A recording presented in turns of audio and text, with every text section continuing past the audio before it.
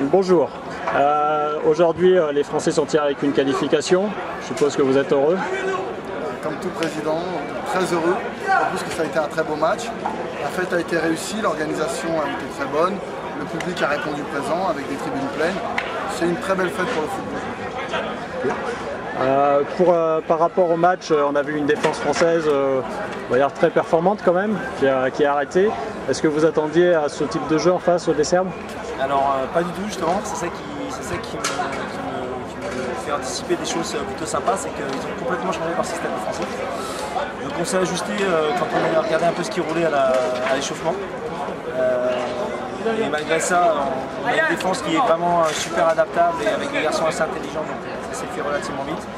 Et finalement, c'est là où on devait être au départ les plus près, c'est-à-dire en attaque. On a un petit peu pêché, des fautes qui ont cassé le tempo et des erreurs un petit peu de mauvaise gestion de la pression. Et voilà. C'est des juniors qui n'ont pas l'habitude pour jouer pour le maillot, qui n'ont pas l'habitude de jouer devant une grande tribune comme ça, pleine de gens qui viennent pour les voir. Et des juniors qui n'ont pas l'habitude de jouer aussi pour un match où il fallait gagner. En attaque, on a eu beaucoup de fautes, on a vu beaucoup de courses.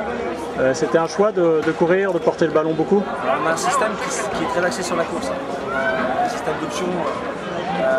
Si je devais vous parler de répartition, ce serait des 70-30 environ. Mais l'avantage, c'est qu'on oblige les gens à fixer beaucoup au sol. Et ensuite, les passes, elles s'ouvrent. Vous avez vu, c'est des choses qui se font naturellement avec des petits play action. On a tellement fixé au sol que ça se fait tout seul. Et s'il n'y avait pas eu quelques petites fautes de main en première mi-temps, on aurait déjà scoré par la passe en première mi-temps.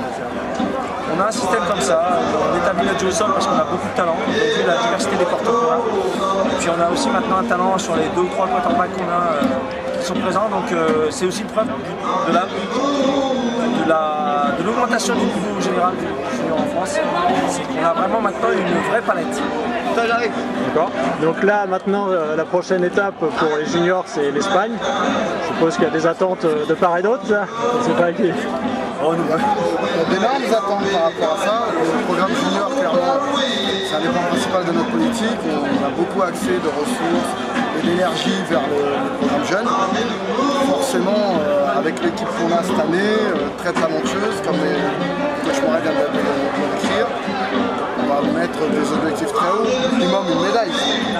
Ouais, bah de toute façon, là-dessus, je pense qu'on est frères d'idées. Entre à la Fédé, il n'y a même pas de discussion. C'est même pas est-ce qu'on va, c'est comment on va. On travaille tous dans le même élan et c'est ça qui est super plaisant. Les élus, le CODIR, tout le monde est derrière nous, même si ça coûte beaucoup d'argent. Nous, on essaie de rentrer dans les enveloppes en ayant des exigences fortes sur les joueurs et sur les entraîneurs. Et on y va clairement pour une médaille. Si vis-à-vis du ministère, on mène une politique forte de développement chez les jeunes, c'est pour aller chercher des médailles, c'est pas pour participer. Donc, on va aller en Espagne pour aller chercher des médailles, c'est clair. Et chez les seniors, il y a la Coupe du Monde qui arrive aussi, donc là c'est une médaille aussi pour la Fédé? C'est sûr que l'été sera très chargé, étant donné qu'on a la Coupe du Monde en senior et la Coupe d'Europe en junior. Et junior, c'est un axe fort. Chez les seniors, ça va être un peu plus difficile, étant donné que la Coupe du Monde est très relevée cette année avec le Canada, les États-Unis, le Mexique, le Japon. Donc là, on est plus dans une démarche où on y va pour apprendre et se situer par rapport aux autres nations dans le monde. En Europe, on est classé 2e, on veut garder cette position-là. Et au niveau du monde, on va essayer d'accrocher les grandes nations. Ok, bah merci à tous les deux. Merci.